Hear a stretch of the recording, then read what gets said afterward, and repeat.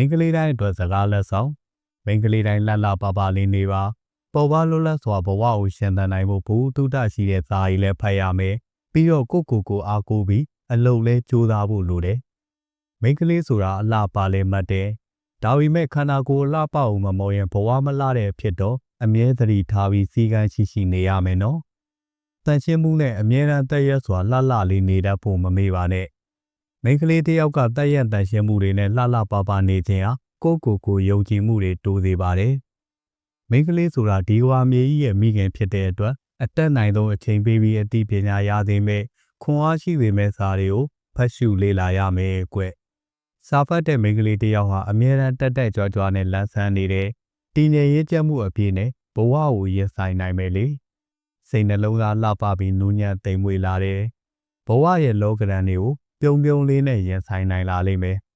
ကိုအားနွယ်တဲ့မိန်းမသားတယောက်နဲ့မတူအောင်စိတ်သက်တွေလည်းကြန့်ခိုင်တမ်းမာလာလိမ့်မယ်ကွမိန်းကလေးဆိုတာတနာကျင်နာတဲ့စိတ်ကိုချင်းစာသိမ်းနဲ့ကုညီတတ်တဲ့စေတနာခွန်းလွတ်နားလေပေးတတ်တဲ့သဘောထားရိုးသားဖြူစင်တဲ့နှလုံးသားပိုင်ရှင်တွေဖြစ်နေဖို့လည်းအရေးကြီးတယ်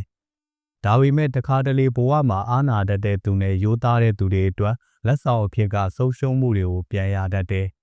ဒါပေမဲ့အခြေအနေအရဘာကိုပဲဆွလို့ရပါသည်ရိုးသားတဲ့အကျင့်စာရိတ္တရဲ့လှပတဲ့အပြုံးတွေရဲ့နဲ့ကိုယုံကြည်ချက်တွေကိုတော့ဘယ်တော့မှမဆွလို့ရဘူးနော်ဒီအရာတွေကဘဝကိုလှပစေဖို့ပံ့ပိုးပေးနေတဲ့ကိုယ်သွေးတွေဖြစ်တာကြောင့်ပဲကိုယ့်ရဲ့ယုံကြည်ချက်ကိုမစွန့်တဲ့အနာဂတ်မှာပုံမလှပတဲ့ဘဝကိုရရှိစေလိမ့်မယ်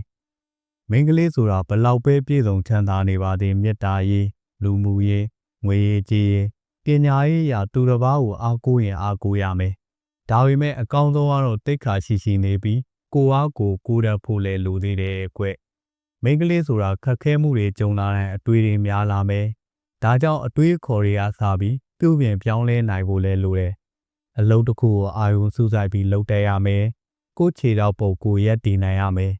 လောကကြီးမှာခေါင်းမော့ရင်ကော်ပြီးနေနိုင်ရမယ်ဘဝကိုပေါ်ပြမနေသင့်ဘူးနော်သူတစ်ပါးကိုအာမကိုပဲကိုဘဝကိုအကောင်းဆုံးပဲ့ကင်ထိန်းချောင်းနိုင်တဲ့မိန်းကလေးတစ်ယောက်ဖြစ်ရမယ်ဆိုတဲ့စိတ်နဲ့ကြိုးစားနေထိုင်ရမယ်ကွဒါကြောင့်စာပေဘူးတုဒ္ဒတွေနဲ့အနည်းဆုံးပါနေပါမိန်းကလေးတစ်ယောက်ကဆင်းရဲတဲ့ဘဝကိုကြောက်เสียမလို့ဒါပေမဲ့ဇာတိတာနဲ့ကိုချင်းတီလာမဆင်းရဲဖို့လိုတယ်ပတ်စံတွေကလူစကားမပြောပေမဲ့လူတွေကတော့ပတ်စံစကားတွေပြောပြီးအစင်တန်းတွေခွဲကြတတ်တယ်အထင်သေးတဲ့အကြည့်တွေနဲ့နှိမ်တတ်တဲ့လူတွေရဲ့မျက်နှာစိုးတွေအောက်မှာမျက်နှာလေးငဲနေဖို့မလိုဘူး